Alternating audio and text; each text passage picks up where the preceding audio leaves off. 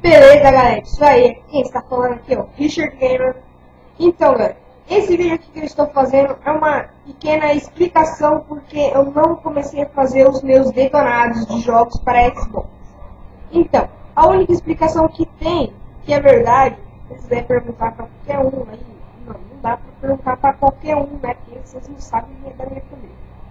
Então é o seguinte, esse vídeo aqui só vai pra falar, então, sabe por que eu não comecei a gravar os meus detonados?